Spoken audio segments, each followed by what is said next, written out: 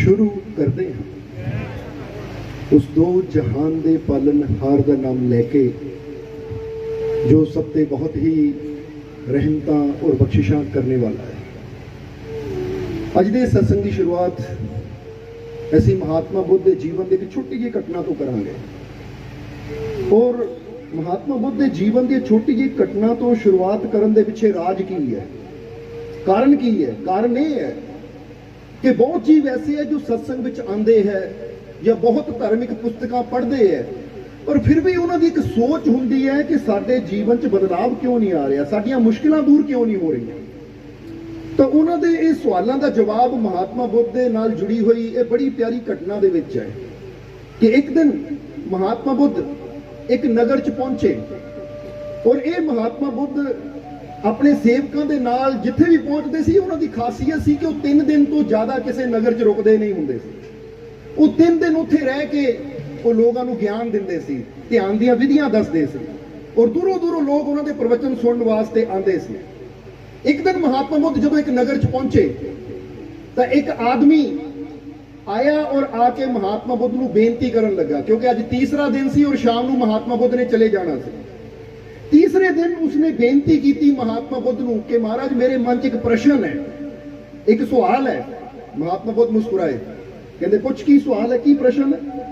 कहते जी मेरे अंदर सवाल ये है कि मैं तुहाडे प्रवचन भी सुने और मैं कई धार्मिक किताबां भी पढ़ियां, धार्मिक पुस्तकां भी पढ़ियां पर फिर भी मेरे जीवन दी मुश्किलां दूर नहीं हुई, मेरे जीवन च कोई बदलाव नहीं आया। सो महाराज कहा जाता है कि सत्संग च बैठन नाल संतां दे कोल आण नाल इंसान दे जीवन च बदलाव आ जाता है या इंसान दी मुश्किलां दूर हो जांदियां, पर मेरे जीवन च बदलाव क्यों नहीं आया, मेरियां मुश्किलां दूर क्यों नहीं हुई? बस मैं यही तुहाडे तो जानना चाहता हूं। जदों उन्होंने प्रश्न किया महात्मा बुद्ध नूं तो महात्मा बुद्ध मुस्कुरा के उन्होंने पुछदे है कि तू आया कित्थों है, यानी किहड़ी जगह तो तू आया है? उन्हें कहा जी मैं शराबती नगर तो आया हूं, शराबती नगर तो मैं आया हाँ। महात्मा बुद्ध कहते आया किस तरह है तू? उन्हें कहा जी मैं घोड़े ते आया है। कहते कितना समा लगा तेनू आण च? उन्हें कहा जी सवेरे तुरिया तो दोपहर तक पहुंच गया, यानी समा भी दस दिता, किहड़े नगर तो आया है वह भी दस दिता और किस चीज से आया है वह भी दस दिता। हुण महात्मा बुद्ध ने उसनूं फिर जब तीनों ही सवालों का जवाब उसने दिता कि मैं शराबती नगर तो आया हाँ और मैं घोड़े ते आया और इन्ना समा मैनू लगा आण च, तो फिर महात्मा बुद्ध उसनूं की पुछदे है, कहंदे हुण ये दस कि अगर इत्थे बैठे बैठे तैनूं असीं शराबती नगर बारे दसना शुरू कर दईए, मार्ग बारे दसना शुरू कर दईए या ऐसी तैनूं कागज ते लिख के उहदे बारे दे दईए तो की तू उत्थे पहुंच जाएगा? ये सब तो बड़ा पॉइंट है, नोट करना। कहते साडे दसन नाल कि आ मार्ग जिद्दां हुण समझ लो इहनूं आसान कर दईए कि तुसीं लुधियाणे जाना हो या पठानकोट जाना होवे, ਅਸੀਂ ਤੁਹਾਨੂੰ ਦੱਸ ਦਈਏ कि लुधियाने जाने वास्ते ਤੁਹਾਨੂੰ आ रास्ता फड़ना पैना, रास्ते फगवाड़ा आना है, फिर गुराया आनिया है, फिर फलोर आना, फिर लुधियाना आना। तो की इन्ना साडे सुनन दे नाल यानी दसन दे नाल तुहाडे सुनन नाल तुसीं लुधियाने पहुंच जाओगे? ਇਹਦਾ मतलब जानकारी मिल गई पर मंजिल कदों मिलनी है? जदों तुसीं साडे दसे रास्ते ते कह दिओ चलोगे, क्योंकि सिर्फ सुनन नाल मंजिल नहीं मिलती और उस मंजिल बारे पढ़न नाल भी मंजिल ਹੁਣ ਤੁਹਾਨੂੰ ਕਾਗਜ਼ ਤੇ ਲਿਖ ਕੇ ਦੇ ਦਈਏ, ਤੁਸੀਂ कहना जी सुन के समझ नहीं आता, लो फिर कागज ਤੇ ਲਿਖ ਦਿੰਦੇ ਅਸੀਂ ਇੱਥੋਂ ਇਦਾਂ ਜਾਣਾ ਹੈ ਤਾਂ ਹੁਣ ਪੜ੍ਹ ਵੀ ਲਓਗੇ ਤੁਸੀਂ ਤਾਂ ਪੜ੍ਹ ਕੇ ਵੀ ਤੁਸੀਂ ਲੁਧਿਆਣੇ ਨਹੀਂ ਪਹੁੰਚੋਗੇ, ਆਪਣੀ ਮੰਜ਼ਿਲ ਤੇ ਨਹੀਂ ਪਹੁੰਚੋਗੇ। ਇਹੀ ਚੀਜ਼ ਮਹਾਤਮਾ ਬੁੱਧ ਨੇ ਉਸ ਨੂੰ ਕਹੀ ਕਿ ਅਗਰ ਤੈਨੂੰ ਅਸੀਂ ਬੋਲ ਕੇ ਰਸਤੇ ਬਾਰੇ ਦਸੀਏ ਜਾਂ ਤੈਨੂੰ ਲਿਖ ਕੇ ਦੇ ਦਈਏ, ਤੂੰ ਪੜ੍ਹ ਲਵੇਂ ਤਾਂ ਕੀ ਤੈਨੂੰ ਮੰਜ਼ਿਲ ਮਿਲ ਜਾਏਗੀ, ਤੂੰ ਸ਼ਰਾਬਤੀ ਨਗਰ ਪਹੁੰਚ ਜਾਏਗਾ? ਉਹਨਾਂ ਕਿਹਾ ਜੀ ਨਹੀਂ, सिर्फ तुहाडे दस्सण नाल मैं पहुंच नहीं सकता या पढ़न नाल मैं पहुंच। महात्मा बुद्ध ने फिर पूछया फिर तू पहुंच किदां सकदा है? कहंदा महाराज ओहदे वास्ते मैनू अमल करना पएगा, यात्रा करनी पएगी, तुहाडे वचनां नूं समझ के उन्हां वचनां दे मुताबिक मैनू चलना पएगा, फिर ही मैं अपनी मंजिल तक पहुंच सकदा हां। तो महात्मा बुद्ध कहंदे बस फिर यही तेरे सवाल का जवाब है, तू 3 दिनां तू साडा प्रवचन सुन रहा है, तू सिर्फ धार्मिक पुस्तकां पढ़िया है और पढ़ना गल होर हुंदी है तो अमल करना गल होर हुंदी है। हाले तक तू सुनिया है, पढ़िया है, तेरे जीवन च बदलाव क्यों नहीं आया? क्योंकि तू ਸਾਡੀਆਂ ਸੁਣੀਆਂ ਗੱਲਾਂ ਤੇ ਅਮਲ ਕੀਤਾ ਨਹੀਂ। ਇਹਨੂੰ ਹੋਰ ਥੋੜਾ ਆਸਾਨ ਕਰ ਦਈਏ, ਜਿੱਦਾਂ ਫਰਜ਼ ਕਰੋ ਕਿਸੇ ਬੰਦੇ ਦਾ weight 1 ਕੁਇੰਟਲ ਹੈ, ਉਹ ਕਹੇ ਜੀ ਮੈਂ ਆਪਣੇ weight ਨੂੰ ਘਟਾਣਾ, ਤੇ ਅਸੀਂ ਉਹਨੂੰ ਕਹੀਏ ਐਕਸਰਸਾਈਜ਼ ਕਰਿਆ ਕਰ, ਜਿਮ ਜਾ, ਯੋਗਾ ਕਰ, ਸਵੇਰੇ ਸਵੇਰੇ ਰਨਿੰਗ ਕਰ, ਜੋਗਿੰਗ ਕਰ, ਤਲੀਆਂ ਚੀਜ਼ਾਂ ਮਿੱਠੀਆਂ ਚੀਜ਼ਾਂ ਬੰਦ ਕਰ। ਹੁਣ ਉਹ ਕਹੇ ਠੀਕ ਹੈ ਜੀ ਸੁਣ ਲਿਆ, ਮਾਲਕੋ ਤੁਹਾਡੀ ਇਹ ਗੱਲ ਸੁਣੇ ਨੂੰ 2 ਮਹੀਨੇ ਹੋ ਗਏ, ਵਜਨ ਤਾਂ ਘਟਿਆ ਹੀ ਨਹੀਂ। ਤੁਹਾਡੀ ਇਹ ਗੱਲ ਸੁਣੇ ਨੂੰ ਸਾਲ ਹੋ ਗਿਆ, ਤੁਹਾਡੇ ਬਚਨਾਂ ਦਾ ਕੋਈ ਅਸਰ ਤਾਂ ਹੋਇਆ ਹੀ ਨਹੀਂ। ਉਹ ਭਾਈ ਸਿਰਫ ਬਚਨ ਸੁਣੇ ਜਾਂ ਤਲੀਆਂ ਚੀਜ਼ਾਂ ਬੰਦ ਵੀ ਕੀਤੀਆਂ, ਰਨਿੰਗ ਵੀ ਕੀਤੀ, ਐਕਸਰਸਾਈਜ਼ ਵੀ ਕੀਤੀ, ਯੋਗਾ ਕੀਤਾ, ਕੁਛ ਤਾਂ ਕੀਤਾ, ਕਿਉਂਕਿ ਸਿਰਫ ਸੁਣਨ ਨਾਲ ਵਜ਼ਨ ਨਹੀਂ ਘਟਦਾ। ਜੋ ਦੱਸਿਆ ਹੈ ਕਿ ਐਕਸਰਸਾਈਜ਼ ਕਰਦਾ, ਐਕਸਰਸਾਈਜ਼ ਕਰਨੀ ਪੈਣੀ ਹੈ। ਤਲੀਆਂ ਚੀਜ਼ਾਂ ਮਿੱਠੀਆਂ ਚੀਜ਼ਾਂ ਬੰਦ ਕਰ ਤੋਂ ਕਰਨੀਆਂ, ਕਿਉਂਕਿ ਸੁਣਨ ਨਾਲ ਗੱਲ ਨਹੀਂ ਬਣਨੀ, ਸੁਣ ਕੇ ਅਮਲ ਕਰਨ ਨਾਲ ਗੱਲ ਬਣਨੀ ਹੈ। ਸਮਝੇ ਨਾ ਜ਼ਰਾ।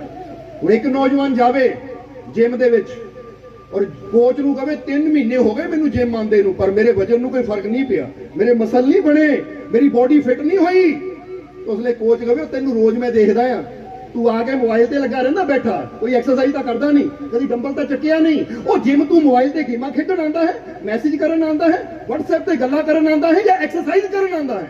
ਕਿਉਂਕਿ ਅਗਰ ਐਕਸਰਸਾਈਜ਼ ਕਰੇਗਾ ਤਾਂ ਫਿਰ ਫਰਕ ਪਏਗਾ। ਤਾਂ ਜੇ ਆ ਕੇ ਜਿਮ ਦਾ ਚੱਕਰ ਲਗਾ ਕੇ 2 ਘੰਟੇ ਬਹਿ ਕੇ ਮੋਬਾਈਲ ਤੇ ਫਿਲਮਾਂ ਦੇਖ ਕੇ ਜਾਂ ਲੋਕਾਂ ਨਾਲ ਹੀ ਗੱਲਾਂ ਕਰਕੇ ਚਲੇ ਗਏ ਤਾਂ ਫਿਰ ਉਹ ਜਿਮ ਆਉਣ ਦਾ ਕੋਈ ਲਾਭ। ਹੁਣ ਤੁਸੀਂ ਅੱਜ ਕਿੱਦਾਂ ਆਏ ਹੋ ਚੈੱਕ ਕਰੋ, ਤੁਸੀਂ ਵੀ ਕਿਤੇ ਇੱਥੇ ਬਹਿ ਕੇ, ਹੁਣ ਸਮਝ ਲਓ ਇਹ ਵੀ ਇੱਕ ਉਹ ਜਿਮ ਹੈ, ਇਹ ਸਤਸੰਗ ਵੀ ਇੱਕ ਜਿਮ ਦੀ ਤਰ੍ਹਾਂ ਹੈ। ਕਿਉਂਕਿ ਬਾਹਰਲਾ ਜਿਮ ਸਾਡੇ ਸਰੀਰ ਨੂੰ ਫਿੱਟ ਕਰਦਾ ਹੈ, ਤਾਂ ਸਤਸੰਗ ਸਾਡੇ ਮਨ ਨੂੰ, ਸਾਡੀ ਆਤਮਾ ਨੂੰ ਫਿੱਟ ਕਰਦੇ, ਦਰੁਸਤ ਕਰਦੇ ਹੈ। ਸਮਝਦੇ ਹੋ ਕਿ ਇਸ ਲਈ ਇਹ ਦਰੁਸਤ ਉਦੋਂ ਹੀ ਹੋ ਸਕਦਾ ਹੈ। ਔਰ ਫਿਰ ਕਹਾਂਗੇ ਕਿ ਸਰੀਰਿਕ ਮਜ਼ਬੂਤੀ ਦੇ ਨਾਲ ਨਾਲ ਸਾਡੇ ਮਾਈਂਡ ਦਾ ਮਜ਼ਬੂਤ ਹੋਣਾ ਵੀ ਬਹੁਤ ਜ਼ਰੂਰੀ ਹੈ। ਕਿਉਂਕਿ ਸਾਡਾ ਸਰੀਰ ਜਿੰਨਾ ਮਰਜ਼ੀ ਫਿੱਟ ਹੋਵੇ, ਅਗਰ ਸਾਡਾ ਮਾਈਂਡ ਫਿੱਟ ਨਹੀਂ ਹੈ, ਅਗਰ ਸਾਡੇ ਅੰਦਰ ਸਹਿਣ ਸ਼ਕਤੀ ਨਹੀਂ ਹੈ, ਧੈर्य ਨਹੀਂ ਹੈ, ਸਬਰ ਨਹੀਂ ਹੈ, ਜਾਂ ਸਾਡੇ ਅੰਦਰ ਸ਼ਾਂਤੀ ਨਹੀਂ ਹੈ, ਤਾਂ ਕੀ ਕਰਨਾ ਸਰੀਰ ਨੂੰ? ਸਮਝਦੇ ਹੋ? ਔਰ ਇਹ ਫਿਟਨੈਸ ਜਿਹੜੀ ਮਾਈਂਡ ਦੀ ਫਿਟਨੈਸ ਹੈ, ਇਹ ਸਾਨੂੰ ਜਿਮ ਚੋਂ ਜਾਂ ਬਾਜ਼ਾਰਾਂ ਚੋਂ ਨਹੀਂ, ਇਹ ਸੰਤਾਂ ਮਹਾਪੁਰਸ਼ਾਂ ਦੀ ਸੋਚ 'ਚ ਬਹਿ ਕੇ ਉਹਨਾਂ ਦੇ ਵਚਨ ਸੁਣ ਕੇ ਹੀ ਸਾਨੂੰ ਪਤਾ ਲੱਗਦਾ ਹੈ ਕਿ ਅਸੀਂ ਆਪਣੇ ਆਪ ਨੂੰ ਬਾਹਰੋਂ ਔਰ ਅੰਦਰੋਂ ਕਿਸ ਤਰ੍ਹਾਂ ਮਜ਼ਬੂਤ ਬਣਾ ਸਕਦੇ ਹਾਂ। ਔਰ ਅੱਜ ਅਸੀਂ ਵੀ ਚਾਹੁੰਦੇ ਹਾਂ ਕਿ ਤੁਸੀਂ ਆਏ ਹੋ ਨਾ, ਜੀਵਨ 'ਚ ਉਲਝਣਾ ਬਹੁਤ ਹੈ, ਪਰੇਸ਼ਾਨੀਆਂ ਬਹੁਤ ਹੈ, ਪਰ ਅੱਜ ਤੁਹਾਨੂੰ ਇੰਨਾ ਮਜ਼ਬੂਤ ਕਰ ਦਈਏ, ਤੁਹਾਡੀ ਸੋਚ ਨੂੰ, ਤੁਹਾਡੀ ਸਮਝ ਨੂੰ, ਤੁਹਾਡੀ ਹਿੰਮਤ ਨੂੰ, ਤੁਹਾਡੇ ਹੌਸਲੇ ਨੂੰ, ਤੁਹਾਡੇ ਵਿਸ਼ਵਾਸ ਨੂੰ ਇੰਨਾ ਮਜ਼ਬੂਤ ਕਰ ਦਈਏ ਕਿ ਬੜੀ ਤੋਂ ਬੜੀ ਮੁਸ਼ਕਿਲ ਵੀ ਤੁਹਾਡੇ ਸਾਹਮਣੇ ਆਵੇ ਤਾਂ ਤੁਸੀਂ ਇੰਨੇ ਮਜ਼ਬੂਤ ਹੋਵੋ ਕਿ ਤੁਸੀਂ ਨਾ ਟੁੱਟੋ, ਬਲਕਿ ਤੁਹਾਡੇ ਨਾਲ ਟਕਰਾ ਕੇ ਮੁਸ਼ਕਿਲਾਂ ਚੂਰ-ਚੂਰ ਹੋ ਜਾਣ। ਇੰਨੀ ਹਿੰਮਤ ਹੋਣੀ ਚਾਹੀਦੀ ਹੈ ਤੁਹਾਡੇ ਅੰਦਰ, ਇੰਨਾ ਹੌਸਲਾ ਹੋਣਾ ਚਾਹੀਦਾ, ਮਜ਼ਾ ਹੀ ਫੇਰ ਆਉਂਦਾ ਜ਼ਿੰਦਗੀ ਜੀਣ ਦਾ। ਇਸ ਲਈ ਅਗਰ ਇਨਸਾਨ ਨੂੰ ਲੱਗਦਾ ਹੈ ਕਿ ਇੰਨੇ ਸਤਸੰਗ ਸੁਣ ਕੇ, ਇੰਨੀਆਂ ਕਿਤਾਬਾਂ ਪੜ੍ਹ ਕੇ ਵੀ ਮੇਰੇ ਜੀਵਨ 'ਚ ਕੋਈ ਬਦਲਾਵ ਨਹੀਂ ਆਇਆ, ਮੇਰੇ ਜੀਵਨ ਦੀਆਂ ਮੁਸ਼ਕਿਲਾਂ ਦਾ ਕੋਈ ਹੱਲ ਨਹੀਂ ਹੋਇਆ, ਤਾਂ ਫਿਰ ਚੈੱਕ ਕਰੋ ਕਿ ਮੈਂ ਸਿਰਫ ਸੁਣਿਆ ਹੀ ਹੈ, ਪੜ੍ਹਿਆ ਹੀ ਹੈ, ਜਾਂ ਮੈਂ ਉੱਤੇ ਅਮਲ ਵੀ, ਕਿਉਂਕਿ ਕਮੀ ਉੱਧਰ ਕੋਈ ਨਹੀਂ ਹੈ। ਸਮਝਦੇ ਹੋ ਕਿ ਨਹੀਂ?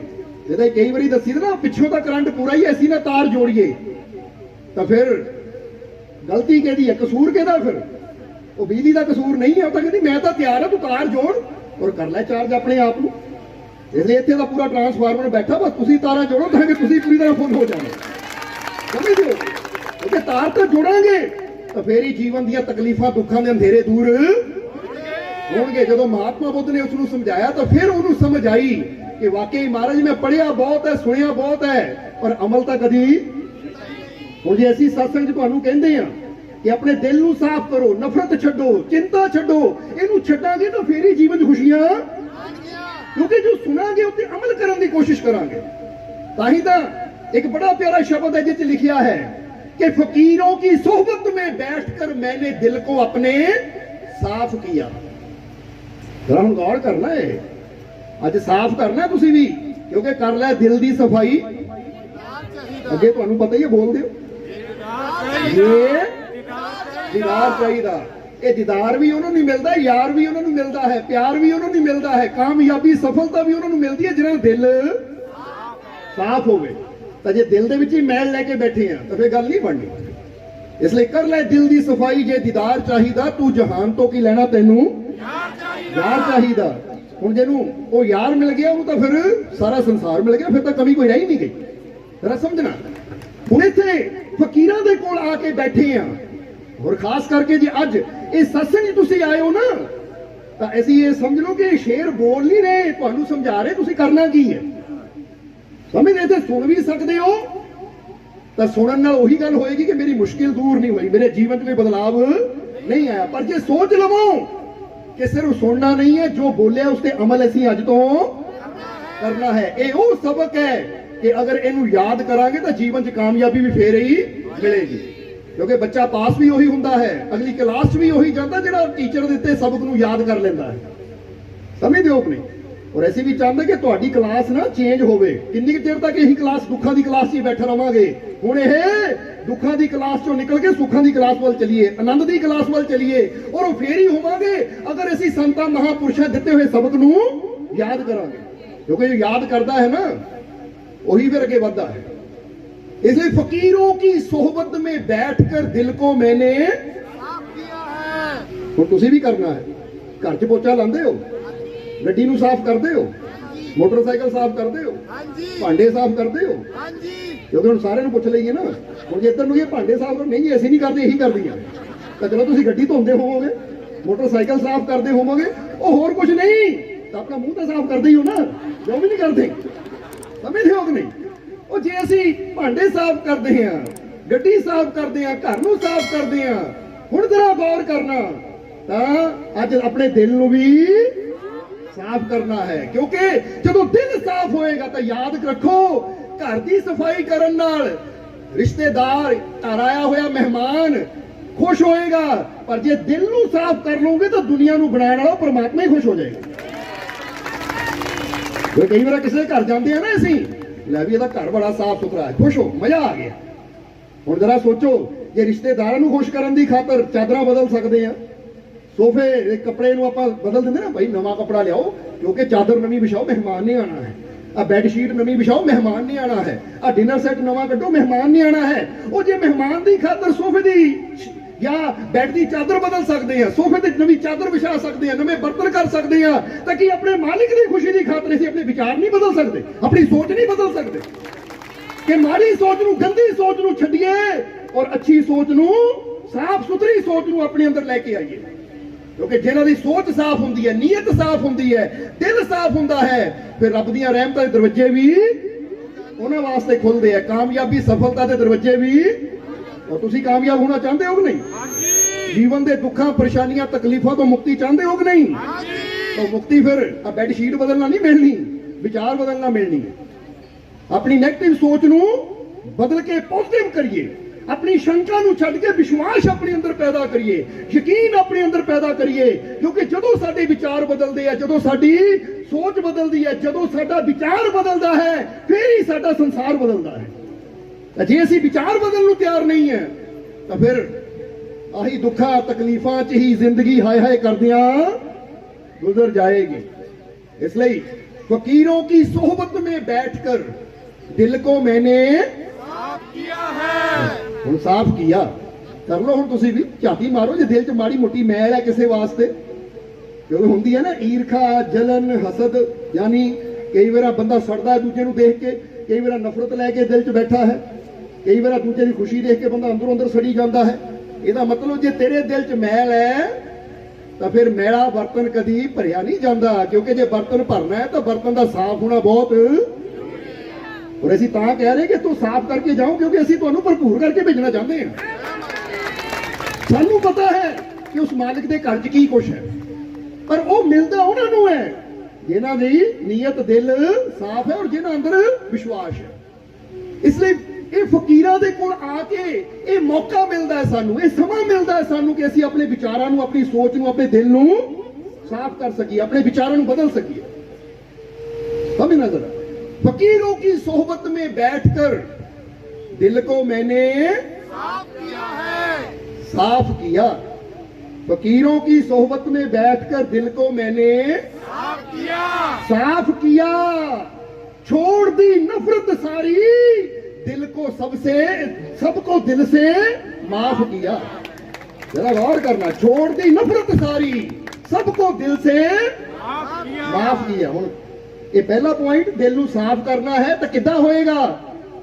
अज अखां बंद करके सोचो कि जे मेरे दिल च किसी वास्ते नफरत है, जे मेरे दिल च किसी वास्ते कोई गुस्सा गिला है, जे मेरे नाल किसी ने कोई बुरा बोलिया, मेरा अपमान किया, या कोई भी इदां दी गल है, जो कंडी तरह मैनू चुभदी है कि मैं इहनूं माफ नहीं कर सकता। कई बार बंदा कहता मर तां सकदा, तैनूं माफ तो भाई ना कर माफ, तकलीफ किहनूं होनी है? बोझ किहदा लैके जाना नफरत दा?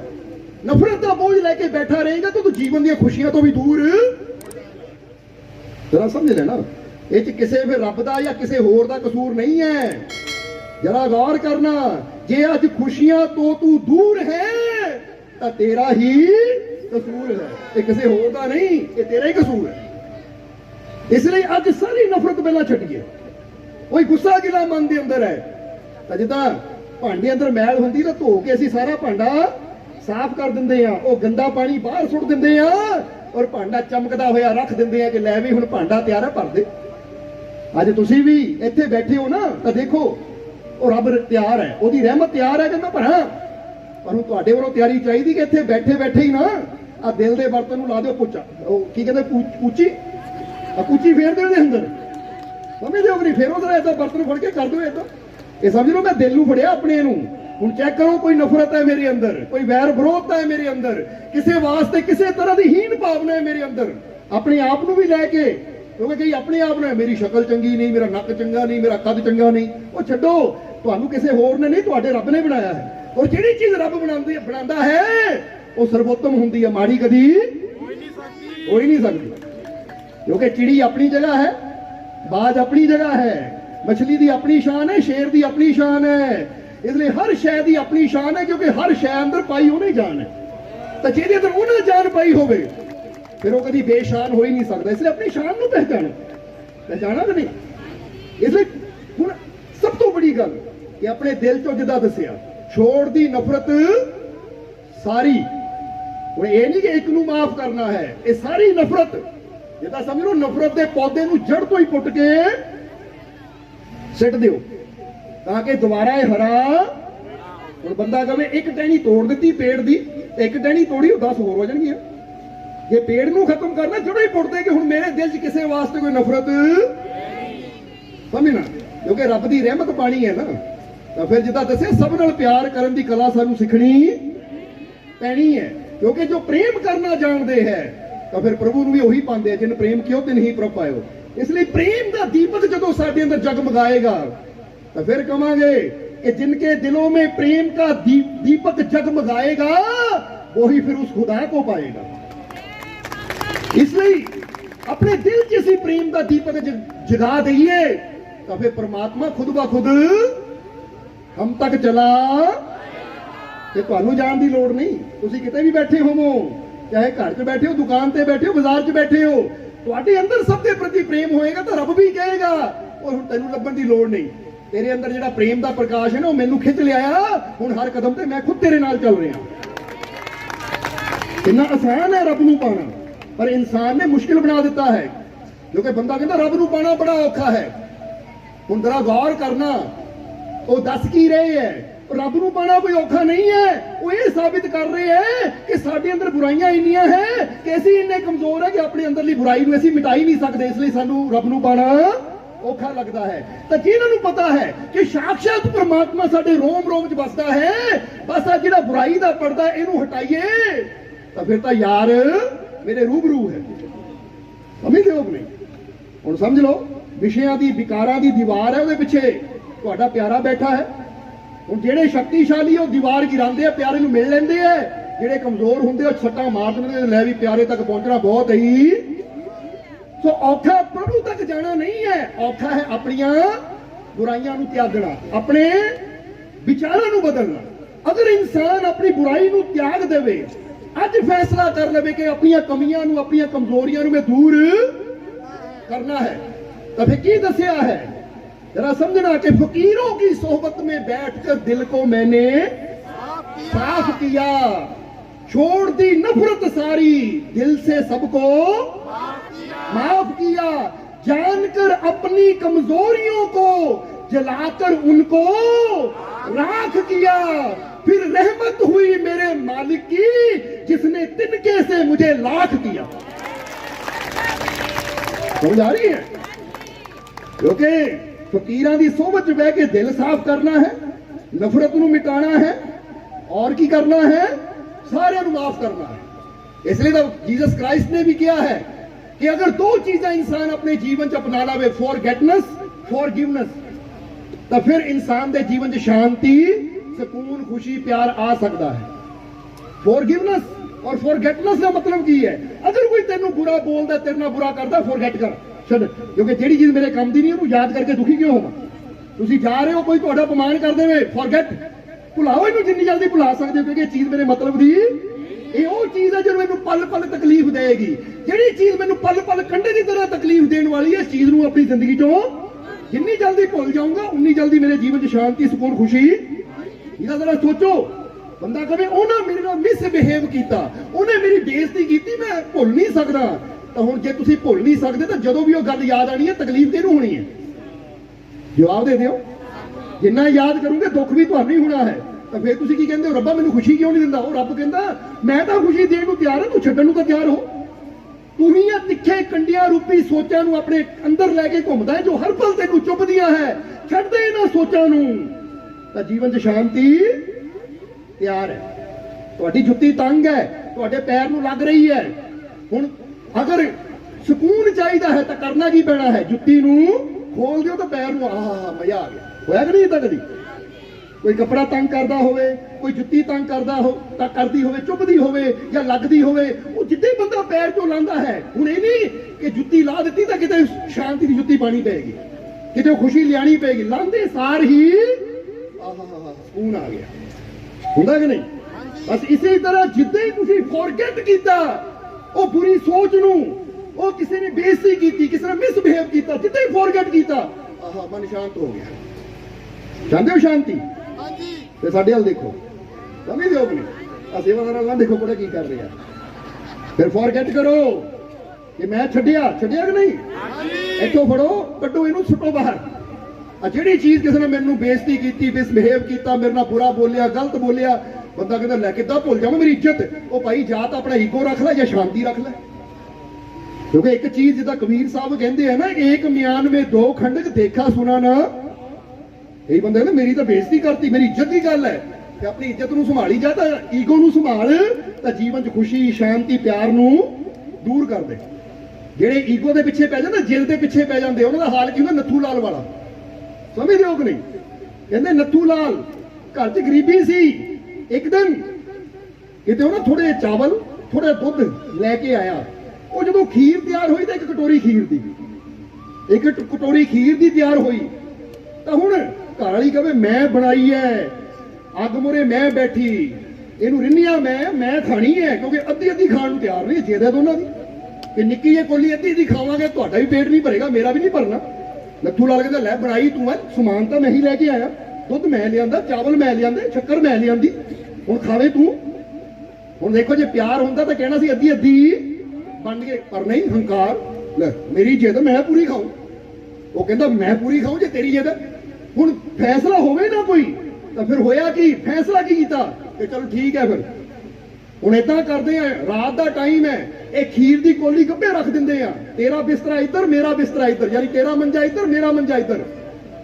हुण दोनों ही लम्मे पै जांदे आ। जेड़ा सवेरे सब तो पहला उठेगा और बोलेगा, जेड़ा पहला शब्द बोलिया या पहला मंजे तो पैर थल्ले रखिया, वो हार गया। जे तो दूजे दी होएगी, यानी खीर फिर उन्होंने मिलेगी जो बाद चो बोलेगा, बाद चो उठेगा। दोनों कहते ठीक है, फिर लागे शर्त। और दोनों चादर लैके लम्बे पै गए, खीर गब्बे रख दी। हुण नत्थू लाल देखे ये बोले मैं जिता, वो देखे ये बोले मैं जिता।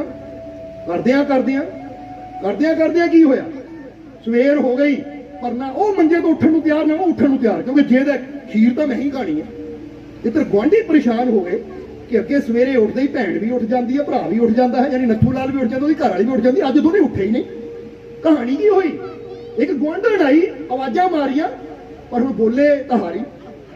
वो आवाजा भैन ठीक हो, वो कोई तो जवाब दो, भाजी ठीक हो, पर भाजी भी चुप, भैन जी भी चुप, क्योंकि खीर खानी है, क्योंकि जेड़ा बोलिया हार गया। गुआढ़न नूं फिक्र पै गया, दोनों सीधियां तान के चादर लैके लम्मे पे, बोलता कोई नहीं, तो मरमुर तो नहीं गए। उन्हें टेंशन हो गई, आ गई, उन्हें दरवाजा खोल के जो देखिया बेड़े च सुते पे सी, जो देखिया उठते है नहीं। वो कहती जे मैं अंदर गई किते कतल का केस मेरे गाली ना पै जाए, मैं जाके सरपंच नूं बुलांदी हां, महल्ले वाले इकट्ठे कर दिए, आके देखो पता नहीं मर मुर गए, बोलते नहीं कुछ भी, हिलते भी है नहीं, क्योंकि शर्त की सी ना बोलना, मंजे तो पैर थले रखना। ਹੁਣ ਕੋਲੀ ਗੱਭੇ ਪਈ ਹੈ, ਉਹ ਘਬਰਾਹਟ ਵਿੱਚ ਦਰਵਾਜ਼ਾ ਖੁੱਲਾ ਛੱਡ ਕੇ ਚਲੀ ਗਈ। ਹੁਣ ਜਦੋਂ ਦਰਵਾਜ਼ਾ ਖੁੱਲਾ ਸੀ ਕੁੱਤਾ ਆ ਗਿਆ ਅੰਦਰ। ਹੁਣ ਨੱਥੂ ਲਾਲ ਵੀ ਦੇਖ ਰਿਹਾ ਲੰਮਾ ਪਿਆ ਕੁੱਤਾ ਆ ਰਿਹਾ ਹੈ, ਘਰ ਵਾਲੀ ਵੀ ਦੇਖ ਰਹੀ ਕੁੱਤਾ ਆ ਰਿਹਾ, ਪਰ ਜਿਹਦਾ ਹੈ ਕਿ ਇਹ ਬੋਲੇ ਪਹਿਲਾਂ, ਕਿਉਂਕਿ ਖੀਰ ਮੈਂ ਹੀ ਖਾਣੀ ਹੈ, ਜੇ ਮੈਂ ਪਹਿਲਾਂ ਬੋਲ ਪਈ ਮੇਰੀ ਹਾਰ ਹੋ ਜਾਣੀ ਹੈ। ਉਹ ਕਹਿੰਦਾ ਜੇ ਮੈਂ ਪਹਿਲਾਂ ਬੋਲ ਗਿਆ ਮੈਂ ਹਾਰ ਜਾਣਾ ਹੈ। ਹੁਣ ਜਿੱਦਬਾਜ਼ੀ 'ਚ ਗੁੱਸੇ ਵਿੱਚ ਨਾ ਉਹ ਬੋਲੇ ਨਾ ਉਹ ਬੋਲੇ, ਨਾ ਉਹ ਉੱਠੇ ਨਾ ਉਹ ਉੱਠੇ, ਇੱਧਰ ਕੁੱਤਾ ਆਇਆ, ਸੁੰਘਦਾ ਉਹਨੂੰ ਖੀਰ ਦੀ ਖੁਸ਼ਬੂ ਆ ਗਈ, ਕਿਉਂਕਿ ਕੁੱਤੇ ਦਾ ਨੱਕ ਬੜਾ ਤੇਜ਼ ਹੁੰਦਾ। ਤਾਂ ਹੀ ਤਾਂ ਚੋਰ ਫੜਨੇ ਹੋਣ, ਕਿਸੇ ਨੂੰ ਫੜਨਾ ਹੋਵੇ ਤਾਂ ਕੁੱਤੇ ਨੂੰ ਬੁਲਾਇਆ ਜਾਂਦਾ, ਕਿਉਂਕਿ ਸਮੈਲ ਲੈ ਕੇ ਕੁੱਤੇ ਚੋਰ ਲੱਭ ਲੈਂਦੇ ਆ। ਕੁੱਤਿਆਂ ਦੇ ਨੱਕ ਦੀ ਸ਼ਕਤੀ ਬੜੀ ਤੇਜ਼ ਹੁੰਦੀ ਹੈ। ਕੁੱਤੇ ਨੇ ਦੇਖ ਲਿਆ ਖਾਣ ਵਾਲੀ ਚੀਜ਼ ਪਈ ਹੈ ਕੋਲੀ 'ਚ, ਨੱਥੂ ਲਾਲ ਵੀ ਦੇਖ ਰਿਹਾ ਆ ਗਿਆ, ਪਰ ਮੈਂ ਹਾਰ ਨਹੀਂ ਮੰਨਣੀ। ਹੁਣ ਇੱਧਰ ਆਇਆ ਕੁੱਤਾ, ਉਹਨੇ ਚੱਕਿਆ ਕੋਲੀ ਨਾ ਢੱਕਣ ਜਿਹਾ ਪਰੇ ਕੀਤਾ ਔਰ ਕੋਲੀ ਨੂੰ ਮੂੰਹ ਮਾਰਨਾ ਸ਼ੁਰੂ ਕਰ ਦਿੱਤਾ। ਨੱਥੂ ਲਾਲ ਬੋਲੇ ਵੀ ਨਾ, ਕਿਉਂਕਿ ਜੇ ਤਾਂ ਮੈਂ ਜਿੱਤਣਾ। ਜਦੋਂ ਕੁੱਤਾ ਸਾਰੀ ਕੋਲੀ ਖਾ ਕੇ ਨਾ ਚਲਾ ਗਿਆ, ਕੋਲੀ ਖਾਲੀ, ਨੱਥੂ ਲਾਲ ਗੁੱਸੇ 'ਚ ਉੱਠਿਆ, ਚਾਦਰ ਲਾ ਕੇ ਚੱਕਿਆ ਡੰਡਾ, ਕਹਿੰਦਾ ਲੈ ਤੂੰ ਹੀ ਖਾ, ਤੂੰ ਹੀ ਖਾ, ਤੂੰ ਹੀ ਖਾ। ਘਰ ਵਾਲੇ ਮਾਰਨ ਲੱਗ ਗਿਆ, ਕਹਿੰਦਾ ਤੂੰ ਹੀ ਖਾ। ਹੁਣ ਜਰਾ ਸਮਝਣਾ, ਹੁਣ ਕਈ ਇਦਾਂ ਦੇ ਵੀ ਹੁੰਦੇ ਨੱਥੂ ਲਾਲ ਵਰਗੇ ਕਿ ਜਿਹੜੇ ਜਿੱਦਬਾਜ਼ੀ 'ਚ ਸਭ ਕੁਝ ਗਵਾ। ਘਰ ਵਾਲੀ ਨੇ ਖੀਰ ਵੀ ਗਵਾਈ, ਡੰਡੇ ਵੀ ਖਾਦੇ, ਤਾਂ ਫਿਰ ਘਰ ਵਾਲੀ ਵੀ ਕਿਹੜੀ ਘੱਟ ਸੀ। ਜਦੋਂ ਨੱਥੂ ਲਾਲ ਨੇ ਡੰਡਾ ਫੇਰਿਆ ਨਾ, ਡੰਡਾ ਚੱਕ ਲਿਆ, ਕਹਿੰਦੀ ਮੈਂ ਕਿਉਂ ਖਾਵਾਂ, ਆ ਲਓ ਤੁਸੀਂ ਵੀ ਖਾਓ, ਤੁਸੀਂ ਵੀ ਖਾਓ, ਤੁਸੀਂ ਵੀ ਖਾਓ। ਉਹਨੇ ਵੀ ਡੰਡੇ ਦੋ ਚਾਰ ਲਾ ਦਿੱਤੇ। ਸੋ ਜਿੱਦਬਾਜ਼ੀ 'ਚ ਮਿਲਦਾ ਕੁਛ ਨਹੀਂ ਆ, ਪਰ ਬੰਦਾ ਗਵਾ। ਹੁਣ ਤੁਸੀਂ ਗਵਾਣਾ ਆ ਤਾਂ ਫਿਰ ਜਿੱਦ ਛੱਡ ਦਿਓ, ਸਮਝਦੇ ਹੋ ਕਿ ਨਹੀਂ। ਘਰ ਵਾਲੇ ਨੂੰ ਕਹਿਣਾ ਤੂੰ ਹੀ ਕਰ, ਜਾਂ ਘਰ ਤੂੰ ਹੀ ਕਰ। ਉਹ ਤੂੰ ਹੀ ਨਹੀਂ, ਜੇ ਸਾਨੂੰ ਰੱਬ ਨੇ ਜ਼ਿੰਦਗੀ ਦਿੱਤੀ ਹੈ, ਰਿਸ਼ਤਾ ਦਿੱਤਾ, ਤਾਂ ਆਓ ਰਲ ਮਿਲ ਕੇ ਕਰ ਲਈਏ, ਪਿਆਰ ਨਾ ਕਰ ਲਈਏ। ਜ਼ਿੰਦਗੀ 'ਚ ਕਿਸੇ ਚੀਜ਼ ਨੂੰ ਪਾਣਾ ਹੈ ਨਾ, ਤਾਂ ਪਤਾ ਜ਼ਿੰਦਗੀ ਕਿੱਦਾਂ ਚਾਹੀਦੀ। ਉਹ ਕਹਾਣੀ ਤੁਸੀਂ ਸੁਣੀ ਹੈ ਨਾ, ਇੱਕ ਜੰਗਲ ਵਿੱਚ ਇੱਕ ਅੰਨਾ ਔਰ ਇੱਕ ਲੰਗੜਾ ਤੁਰੇ ਜਾ ਰਹੇ ਸੀ। ਲੰਗੜਾ ਔਰ ਅੰਨਾ ਰਹਿੰਦੇ ਸੀ। ਕਹਿੰਦੇ ਅਚਾਨਕ ਉਹ ਜੰਗਲ ਨੂੰ ਅੱਗ ਲੱਗ ਗਈ, ਪਰ ਇਹ ਅੰਨਾ ਔਰ ਲੰਗੜਾ ਇੱਕ ਦੂਜੇ ਨਾਲ ਬੜੀ ਨਫ਼ਰਤ ਕਰਦੇ ਸੀ, ਲੜਦੇ ਰਹਿੰਦੇ ਸੀ ਹਮੇਸ਼ਾ। ਤਾਂ ਫਿਰ ਕੀ ਹੋਇਆ, ਜਦੋਂ ਅੱਗ ਲੱਗੀ ਔਰ ਉਹ ਅੱਗ ਉਹਨਾਂ ਦੇ ਘਰਾਂ ਦੇ ਲਾਗੇ ਆਈ, ਤਾਂ ਬਾਕੀ ਸਾਰੇ ਲੋਕ ਤਾਂ ਦੌੜ ਗਏ, ਅੰਨਾ ਵੀ ਰਹਿ ਗਿਆ ਤੇ ਲੰਗੜਾ ਵੀ ਰਹਿ ਗਿਆ। ਹੁਣ ਫਿਕਰ ਹੋਈ ਕਰੀਏ ਕੀ, ਤਾਂ ਉਸਲੇ ਫਿਰ ਇੱਕ ਦੂਜੇ ਨਾਲ ਸਲਾਹ ਕੀਤੀ, ਭਾਈ ਲੜ ਬਹੁਤ ਲਿਆ, ਹੁਣ ਜੇ ਅੱਗ ਤੋਂ ਬਚਣਾ ਹੈ, ਖੁਸ਼ੀਆਂ ਦੀ ਮੰਜ਼ਿਲ ਤੱਕ ਜਾਣਾ, ਤਾਂ ਹੁਣ ਲੜਾਈ ਬੰਦ ਕਰਨੀ ਪਏਗੀ ਔਰ ਇੱਕ ਦੂਜੇ ਦੀ ਸਹਾਇਤਾ ਕਰਨੀ ਪਏਗੀ। ਫਿਰ ਸਹਾਇਤਾ ਕੀ ਕੀਤੀ, ਲੰਗੜਾ ਤੁਰ ਨਹੀਂ ਸਕਦਾ ਸੀ, ਅੰਨਾ ਦੇਖ ਨਹੀਂ ਸਕਦਾ ਸੀ, ਉਹ ਅੰਨੇ ਨੇ ਲੰਗੜੇ ਨੂੰ ਚੱਕ ਕੇ ਆਪਣੇ ਕੰਧੇ ਤੇ ਬਿਠਾਇਆ ਕਿ ਤੂੰ ਰਸਤਾ ਦਿਖਾ, ਦੌੜਦਾ ਮੈਂ ਤਾਂ ਕਿ ਅੱਗ ਤੋਂ ਤਾਂ ਬਚੀਏ। ਔਰ ਫਿਰ ਕੀ ਹੋਇਆ, ਜਿਹੜਾ ਲੰਗੜਾ ਸੀ ਉਹ ਬੋਲਦਾ ਗਿਆ ਸੱਜੇ ਮੁੜ ਜਾ, ਖੱਬੇ ਮੁੜ ਜਾ, ਸਿੱਧਾ ਚੱਲ, ਅੱਗੇ ਪੇੜ ਹੈ, ਅੱਗੇ ਪੱਥਰ ਹੈ, ਉਹ ਦੱਸਦਾ ਗਿਆ। ਔਰ ਜਿਹੜਾ ਅੰਨਾ ਸੀ ਉਹਦੇ ਦੱਸੇ ਮੁਤਾਬਿਕ ਇਸ ਦਿਸ਼ਾ ਤੇ ਚੱਲਦਾ ਗਿਆ। ਚੱਲਦੇ ਚੱਲਦੇ ਜੰਗਲ ਤੋਂ ਬਾਹਰ ਆਏ ਔਰ ਸਹੀ ਸਲਾਮਤ ਆਪਣੀ ਜ਼ਿੰਦਗੀ ਦੀ ਖੁਸ਼ੀਆਂ ਦੀ ਮੰਜ਼ਿਲ ਤੱਕ ਪਹੁੰਚ ਗਏ। ਤਾਂ ਜੇ ਉਹ ਵੀ ਲੜਦੇ ਰਹਿੰਦੇ, ਮੈਂ ਤੇਰੀ ਮਦਦ ਨਹੀਂ ਕਰਨੀ, ਮੈਂ ਤੇਰੀ ਮਦਦ ਨਹੀਂ ਕਰਨੀ, ਤਾਂ ਫਿਰ ਦੋਨਾਂ ਨੇ ਸੜ ਕੇ ਸੁਆਹ। ਹੁਣ ਇਹ ਜ਼ਿੰਦਗੀ ਨਾ ਰੱਬ ਨੇ ਕਿਉਂ ਸਾਨੂੰ ਦਿੱਤੀ ਹੈ, ਇਹ ਵੀ ਸਮਝ ਲਓ ਕਿ ਦੁਨੀਆ ਵੀ ਇੱਕ ਜੰਗਲ ਹੈ ਜਿੱਥੇ ਦੁੱਖਾਂ ਦੀ ਅੱਗ। ਨਾਨਕ ਦੁਖੀਆ ਬਾਬਾ ਫਰੀਦ ਕੀ ਕਹਿੰਦੇ, ਫਰੀਦਾ ਮੈਂ ਜਾਣਿਆ ਦੁੱਖ ਮੁਝ ਕੋ, ਉਹ ਦੁੱਖ ਸਵਾਇਆ ਜੱਗ, ਉੱਚੇ ਚੜ ਚੜ ਦੇਖਿਆ ਤੇ ਘਰ ਘਰ ਇਹੋ। ਉਹ ਕਹਿੰਦੇ ਦੁੱਖਾਂ ਦੀ ਅੱਗ ਤਾਂ ਘਰ ਘਰ ਬਲ ਰਹੀ ਹੈ, ਜੇ ਇੱਥੇ ਮੇਰੀ ਮੇਰੀ ਕਰਦੇ ਰਵਾਂਗੇ ਤਾਂ ਸੜ ਜਾਵਾਂਗੇ, ਸੁਆਹ ਹੋ ਜਾਵਾਂਗੇ। ਤਾਂ ਜੇ ਅਸੀਂ ਫੈਸਲਾ ਕਰ ਲਈਏ ਇਹ ਦੁੱਖਾਂ ਦੀ ਅੱਗ ਤੋਂ ਬਚਣਾ, ਤੇ ਇੱਕ ਦੂਜੇ ਦੀ ਸਹਾਇਤਾ ਕਰਨੀ ਹੈ, ਇੱਕ ਦੂਜੇ ਦਾ ਸਾਥ ਦੇਣਾ ਪੈਣਾ ਹੈ, ਇੱਕ ਦੂਜੇ ਨਾਲ ਪਿਆਰ ਨਾਲ ਮਿਲ ਕੇ ਕਦਮ ਨਾਲ ਕਦਮ ਮਿਲਾ ਕੇ ਚਲਾਂਗੇ, ਇੱਕ ਦੂਜੇ ਦੀ ਬਾਹ ਫੜ ਕੇ ਨਾਲ ਲੈ ਕੇ ਚਲਾਂਗੇ, ਤਾਂ ਫਿਰ ਬੜੀ ਤੋਂ ਬੜੀ ਦੁੱਖਾਂ ਦੀ ਅੱਗ ਚੋਂ ਵੀ ਅਸੀਂ ਸਹੀ ਸਲਾਮਤ ਖੁਸ਼ੀਆਂ ਤੱਕ, ਆਪਣੀ ਮੰਜ਼ਿਲ ਤੱਕ ਬੜੀ ਆਸਾਨੀ ਨਾਲ ਪਹੁੰਚ ਸਕਦੇ ਹਾਂ। ਸੋ ਅੱਜ ਤੋਂ ਇਹ ਵੀ ਇੱਕ ਵਚਨ ਕਰਨਾ ਹੈ ਕਿ ਲੜਾਈ ਝਗੜੇ ਬੰਦ, ਇੱਕ ਦੂਜੇ ਦੀ ਸਹਾਇਤਾ, ਇੱਕ ਦੂਜੇ ਦੀ ਮਦਦ ਕਰਨੀ, ਕਿਉਂਕਿ ਮਦਦ ਜਿੰਨਾ ਕਿ ਅਸੀਂ ਆਪਣੀ ਹਿੰਮਤ ਨਾਲ ਕਰ ਸਕਦੇ ਹਾਂ ਉਨਾ ਕਿ ਕਰਨ ਦੀ ਕੋਸ਼ਿਸ਼ ਸਾਨੂੰ। ਇਹਦਾ ਜਿੱਦਬਾਜ਼ੀਆਂ 'ਚ ਕੀ ਹੁੰਦਾ, ਝਗੜਿਆਂ 'ਚ ਕੀ ਹੁੰਦਾ ਹੈ, ਜਿੱਦਾਂ ਬਣਾਈ ਲਿਆਇਆ ਕੋਈ ਹੋਰ, ਬਣਾਈ ਕਿਸੇ ਹੋਰ ਨੇ ਤਾਂ ਖਾ ਕੋਈ, ਉਹਨਾਂ ਨੂੰ ਕੀ ਮਿਲਿਆ। ਜੇ ਰਾਤ ਨੂੰ ਫੈਸਲਾ ਕਰ ਲੈਂਦੇ ਕਿ ਚੱਲ ਵੀ ਤੇਰੀ ਵੀ ਮਿਹਨਤ ਹੈ, ਮੇਰੀ ਮਿਹਨਤ, ਅੱਧੀ ਤੂੰ ਖਾ ਲਾ ਅੱਧੀ ਮੈਂ ਖਾ ਲਾ, ਦੋਨਾਂ ਨੇ ਖੀਰ ਦਾ ਸਵਾਦ, ਜੇ ਤੁਸੀਂ ਵੀ ਰਲ ਮਿਲ ਕੇ ਕਰੋ ਨਾ ਤਾਂ ਜ਼ਿੰਦਗੀ ਦਾ ਸਵਾਦ ਤੁਸੀਂ ਵੀ लै सकते हो। तो जे जिदबाजियां करो तेन कोर्ट च देखांगे, तेन कचहरियां च देखांगे, तेन थाने च देखांगे। ਉਹ ਤੁਹਾਡੀ ਜ਼ਿੰਦਗੀ ਦੀ ਉਹ ਮਿੱਠੀ ਖੀਰ ਜਿਹਦਾ ਤੁਸੀਂ ਸਵਾਦ ਲੈ ਸਕਦੇ ਹੋ, ਉਹ ਸਵਾਦ ਵੀ ਨਹੀਂ ਆਏਗਾ ਔਰ ਜ਼ਿੰਦਗੀ ਬਰਬਾਦ ਹੋ ਜਾਏਗੀ। ਇਸ ਕਰਕੇ ਇਦਾਂ ਦੇ ਨਾ ਬਣੋ ਕਿ ਦੋ ਬਿੱਲੀਆਂ ਦੀ ਲੜਾਈ ਵਿੱਚ ਬਾਂਦਰ ਮਜ਼ਾ। ਕਹਾਣੀ ਸੁਣੀ ਹੈ ਨਾ ਤੁਸੀਂ, ਰੋਟੀ ਪਿੱਛੇ ਲੜਦੀਆਂ ਤਾਂ ਸਵਾਦ ਸਾਰਾ ਬਾਂਦਰ ਲੈ ਜਾਂਦਾ, ਦੇਖਦੀਆਂ ਰਹਿ ਜਾਂਦੀਆਂ ਹੈ। ਅੱਜ ਬਹੁਤ ਐਸੇ ਹੈ ਜਿਹੜੇ ਸਵਾਦ ਲੈਣ ਦੀ ਖਾਤਰ ਤੁਹਾਨੂੰ ਲੜਾਉਣਗੇ ਔਰ ਆਪ ਸਮਝਦੇ ਹੋ ਕਿ ਨਹੀਂ। ਇਸ ਕਰਕੇ ਇਹ ਜ਼ਿੰਦਗੀ 'ਚ ਨਾ ਸਮਝਦਾਰ ਬਣਨਾ ਹੈ। ਇਹ 4 ਦਿਨ ਦੀ ਜ਼ਿੰਦਗੀ ਦਾ ਅਸੀਂ ਆਨੰਦ ਲੈਣਾ ਹੈ, ਖੁਸ਼ੀ ਨਾਲ ਜ਼ਿੰਦਗੀ ਜੀਣੀ ਹੈ। ਸਾਡੀ ਮੰਜ਼ਿਲ ਕਾਮਯਾਬੀ ਹੈ ਔਰ ਅਗਰ ਝਗੜਿਆਂ 'ਚ ਹੀ ਉਲਝੇ ਰਹੇ ਤਾਂ ਆਪਣੀ ਮੰਜ਼ਿਲ ਤੱਕ ਕਦੋਂ ਪਹੁੰਚਾਂਗੇ? ਕਾਮਯਾਬੀ ਕਦੋਂ ਪਾਵਾਂਗੇ? ਕਾਮਯਾਬੀ ਉਹਨਾਂ ਨੂੰ ਮਿਲਦੀ ਹੈ ਜਿਹੜੇ ਫਾਲਤੂ ਦੇ ਝਗੜਿਆਂ 'ਚ, ਫਾਲਤੂ ਦੀ ਬਹਿਸ ਵਿੱਚ, ਫਾਲਤੂ ਦੀ ਜਿੱਦਬਾਜ਼ੀ 'ਚ ਕਦੀ ਕਹਿੰਦੇ ਨਹੀਂ ਹੈ। ਜਰਾ ਗੌਰ ਕਰਨਾ ਸਾਰਿਆਂ ਨੇ। ਕਹਿੰਦੇ ਅਮਰੀਕਾ ਦੇ ਰਾਸ਼ਟਰਪਤੀ, जरा गौर करो, इब्राहिम लिंकन। लिंकन का नाम सुनिया ना तुसी? बहुत अच्छे राष्ट्रपति सी, हाले वो राष्ट्रपति नहीं बने सी। पर एक दिन उन्होंने देखा एक बुजुर्ग ना भारा कोई समान है उठाने की कोशिश कर रहा है। तो लिंकन गए, उन्होंने कोशिश की पर समान इतना भारा सी वो भी उठा ना पाए। तो उन्होंने एक नौजवान को आवाज मारी कि यंग मैन आके मेरी सहायता कर ये बुजुर्ग का समान चकन च, ताकि समान चक के घोड़े ते रख दईए। तो नौजवान पता की कहता, कहता लै ओ मैं पढ़िया लिखिया इंसान हाँ, आ छोटे मोटे काम करने वास्ते थोड़ी मैं पैदा होया, मैं डिग्रियां वाला बंदा, पढ़िया लिखिया इंसान है। उन्होंने नहीं पता सी अगे लिंकन कौन है, क्योंकि अजकल तो टीवी है अखबार सानू फटाफट पता लग जाता है। ये तो जो अं छोटे छोटे होंगे सी ना पूछीदा सी साडे देश के राष्ट्रपति कौन है, उदों सरदार ज्ञानी जैल सिंह जी राष्ट्रपति होंगे सी। ठीक है, देखते किदां दे हो, क्योंकि उदों अखबार भी है नहीं सी, टीवी भी है नहीं सी, फोटो भी है नहीं सी, बस सुन चाहता सी इदां दे वो है। उस वेले उन्होंने पता नहीं सी, वो कहता मैं पढ़िया लिखिया डिग्रियां वाला नौजवान मैं भारत का। तो उस वेले लिंकन ने बड़ी प्यारी गल कही, कहते भाई जे पढ़िया लिखिया हो के तेरा एटीट्यूड है तो फिर मैं अनपढ़ ही चंगा भाई, क्योंकि वो पढ़ाई नूं की करना, डिग्रियां नूं की करना, जिहड़ा किसी की तकलीफ नूं समझ ना पावे, जो किसी की सहायता ना कर पावे, वो डिग्री नूं की करना है। समझदे हो कि नहीं? कई बार बंदा कह दिंदा ना कि मैं की सेवा करनी, मैं पढ़िया लिखिया डिग्रियां वाला बंदा, मैं अफसर बंदा, मैं सेवा करा। तो याद रख तेरिया डिग्रियां ना तेरी कुर्सी ने तेन उत्थे नहीं पहुंचाना जिथे गुरु घर की कीती सेवा ने तेन लैके जाना। समझदे हो? इसलिए सेवा करन च ही मेवा है।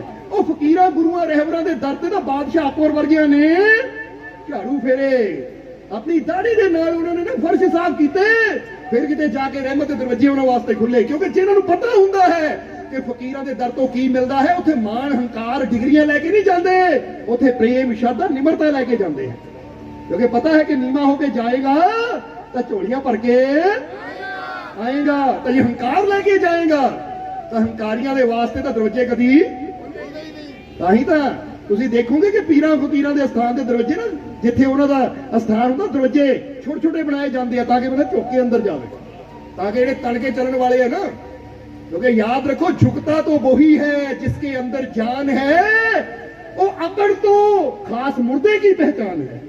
जेड़ा अकड़ रखता है समझो जींदा है ही नहीं, ये चलती फिरती लाश है, क्योंकि अकड़ मुर्दे अंदर ही होंगी है, मुर्दा मर के अकड़ जाता कि नहीं, वो तो अंदर जी की है अकड़ या निमरता है, ये निमरता है तो बहुत कुछ ले जाना फिर तुम समझ लो। इसलिए फिर कहांगे उस पॉइंट पे आवांगे कि जिद छड्डिए, हंकार छड्डिए और प्यार नाल जीना शुरू करिए। जिदा अन्ने और लंगड़े की कहानी दसी ना पढ़ी होएगी तुसी पहला भी, पर यह शिक्षा दिंदी है कि असीं एक दूजे की सहायता करके दुखों की अग तो बच सकते हैं, एक दूजे की मदद करके ही असीं जीवन च कामयाबी दी बुलंदियां तक पहुंच सकते हैं। जे बंदा कहे मैं ही मैं हाँ, तो एक गल याद रखो, मैं करते रवांगे तो रब दी रहमतां भी गवावांगे, तो जीवन दी खुशियां तो भी दूर हो जावांगे। तो जदों मैं नूं छड्ड के तू ही तू दे विच आवांगे ना कि हर जगह तू है, सब विच तू है, मैं भी तू है तो तू भी तू है, जदों तू ही तू अंदरों निकलेगा तो फिर ओहदियां रहमतां दे दरवाजे भी खुलणगे, फिर कामयाबी भी मिलेगी, सफलता भी मिलेगी। इसलिए याद रखना, आ जाइए फिर उस पॉइंट पे कि फकीरों की सोहबत में बैठकर दिल को मैंने साफ किया, छोड़ दी नफरत सारी, दिल से सबको माफ किया, जानकर अपनी कमजोरियों को जलाकर उनको अज जान लो अपनी कमजोरियां कि मेरे अंदर केड़ी केड़ी कमजोरी है। आ मेरी कमी है, मैनू नशा करन दी आदत है, मैनू नफरत करन दी आदत है, मैनू बुरा बोलन दी आदत है, मैनू गाली देन दी आदत है, या मैनू हर वेले डर चिंता फिक्र करन दी आदत है। छड्डिए इन्हां आदतां नू, जलाइए, नाश करिए इन्हां नू, क्योंकि जदों ये बुरियां आदतां साडे अंदरों जाणगियां फिर की होएगा। जानकर अपनी कमजोरियों को जलाकर इनको राख किया, फिर उस मालिक की रहमत ने तिनके से मुझे लाख किया। ਜਿਹਦਾ ਕਹਿੰਦੇ ਨਾ ਤਿਨਕਾ ਯਾਨੀ ਕੱਖ, ਤਿਨਕਾ ਕਿਹਨੂੰ ਕਹਿੰਦੇ ਆ? ਮੈਂ ਸੀਗਾ ਕੱਖ ਵਰਗਾ, ਤੇਰੀ ਨਜ਼ਰ ਪਈ ਤਾਂ ਤੂੰ ਮੈਨੂੰ ਕੱਖ ਤੋਂ। ਹੁਣ ਇੱਥੇ ਇਹੀ ਗੱਲ ਹੈ ਕਿ ਜਦੋਂ ਮੈਂ ਆਪਣੀਆਂ ਕਮੀਆਂ ਛੱਡੀਆਂ, ਨਫ਼ਰਤ ਛੱਡੀ, ਸਭ ਨੂੰ ਦਿਲੋਂ ਮਾਫ ਕੀਤਾ, ਆਪਣੀਆਂ ਕਮੀਆਂ ਨੂੰ, ਕਮਜ਼ੋਰੀਆਂ ਨੂੰ, ਆਪਣੀਆਂ ਬੁਰੀਆਂ ਆਦਤਾਂ ਨੂੰ ਛੱਡਿਆ, ਤਾਂ ਫਿਰ ਐਸੀ ਮੇਰੇ ਮਾਲਕ ਦੀ ਰਹਿਮਤ ਹੋਈ ਕਿ ਮੈਂ ਤਿਨਕਾ ਸੀ ਗਲੀਆਂ 'ਚ ਰੋਲਣ ਵਾਲਾ, ਜਿਹਨੂੰ ਕੋਈ ਪੁੱਛਦਾ ਨਹੀਂ ਸੀ। ਜਦੋਂ ਮੈਂ ਆਪਣੀਆਂ ਕਮੀਆਂ ਦੂਰ ਕੀਤੀਆਂ ਤਾਂ ਉਹਦੀ ਰਹਿਮਤ ਹੋਈ, ਤਾਂ ਮੈਨੂੰ ਖਾਕ ਤੋਂ, ਮੈਨੂੰ ਤਿਨਕੇ ਤੋਂ, ਕੱਖ ਤੋਂ ਲੱਗ ਕਰ ਦਿੱਤਾ। और मजा फेर ही है, क्योंकि पैदा मिट्टी तो हुए हैं, पर मिट्टी होके मरना नहीं है। समझ दो कि नहीं? समझ दो, आवाज दे दो जरा। क्योंकि जो परमात्मा ने जिंदगी दी है ना, तो अपने आप को बेहतर बना के जाना है, कुछ ऐसा करके दिखाना है, कुछ ऐसा करके जाना है कि दुनिया याद करे। समझ दो कि नहीं? और ये नेकियां, ये खुशियां, ये कामयाबी अगर पानी है, तो जिस तरह एक बड़ी प्यारी कहानी याद आ गई सानू। एक बार एक नौजवान उन्होंने पढ़िया लिखिया सी, तो किते इंटरव्यू वास्ते कॉल आई, यानी चिट्ठी आई कि आके इंटरव्यू दे जा। जदों उन्हें देखिया कि चिट्ठी कलकत्ते तो है, बंदा दिल्ली का हो। हुण बस स्टैंड ते पहुंचिया जदों वो नौजवान, तो गरीब सी, पैरी जिहड़ी चप्पल सी वो भी सधारण जी, कपड़े भी सधारण, पर पढ़ लिख के, जिदा बच्चे सरकारी स्कूल च ना कई बार पढ़ लिख के डिग्रियां ले लेंदे हैं, पर कई बार आर्थिक स्थिति ठीक नहीं होती, बड़े परेशान होंगे। हुण उन्होंने मैसेज तो आ गया, पर बस स्टैंड ते जदों गया कि उत्थे मैं जाना है, तो कंडक्टर नूं पुछया भाई किराया, वो कहंदा 250 रुपए की टिकट लगनी है। इहदी जेब च सी 50 रुपए। बड़ियां मिहनतां कीतियां कंडक्टर दे अगे, भाई मेरे को 50 रुपए है, मेरी इंटरव्यू है, मैनू टाइम ना पहुंचा दे, क्योंकि 2 दिन बाद मेरी इंटरव्यू, इत्थों जाण में 1.5 दिन लग जाना है, इस करके मेरे को 50 है कर। कंडक्टर कहता लै भाई ये सरकारी बस है, रास्ते चैकिंग हो जाती है, मैं फसना थोड़ी है, और ये बसा कोई फ्री खाते नहीं लगियां तुहाडे वर्गियां नूं फ्री झूठे देण नूं। पैसे लिया, टिकट ले जा, हट पिछे, मेरा टाइम खराब ना कर। वो नौजवान निराश होकर एक पासे खड़ा हो गया। तो उसी बस स्टैंड दे विच एक सामने एक पेड़ सी, और पेड़ दे थले एक फकीर बैठा। जदों इस नौजवान ने इतना उदास देखा, फकीर ने आवाज मारी, बेटा इधर आ। आवाज मारी उन्होंने, वो नौजवान फकीर को चला गया, क्योंकि जेब च 50 रुपए चाहिए 250 है। फकीर ने कहा बेटा की गल हुई? कहना महाराज मेरी इंटरव्यू है 2 दिन बाद, और मेरे को इन्ना किराया नहीं है, बस वाला कहता 250 लगना, मेरे को 50 है। फकीर कहते अच्छा 50 है? कहता हाँ महाराज। कहते फिर अगर फकीर नूं भुख बड़ी लगी है, ये 50 का खाना ही मैनू खिला दे। वो नौजवान होर हो गया, 50 मेरे कोल है, ये भी मैं तो सोचा जी फकीर कहेगा लै बई आ 50 तेरे कोल है, मैं तेन 200 दिंदा, 250 की टिकट लैके चला जा, पर ये तो कहता मैनू खाना खिला दे। हुण नौजवान ने मन च सोचिया कि चलो पैसे करके मैं तो अपनी मंजिल तक पहुंच नहीं सकिया, पर ये फकीर नूं खाना तो मैं खिला ही सकदा हां, क्योंकि खाना किन्ने दी आनी, उत्ते रेहड़ी लगी हुई सी। वो गया तो जो भी रेहड़ी ते सी ना 50 रुपए का खाण का समान लिया, वो थाली च पा के फकीर नूं दिता। इधर वो कंडक्टर भी देख रहा सामने, क्योंकि बस सामने ही खड़ी है। फकीर नूं दिता, फकीर ने खाना खादा, कहंदे बैठ। कोल बैठा फकीर ने सिर ते हथ रखी, हथ रखिया ओदे कि रब तैनूं बहुत बड़ा अफसर बनावे, तैनूं उच्चियां मंजिलां ते लेके जावे।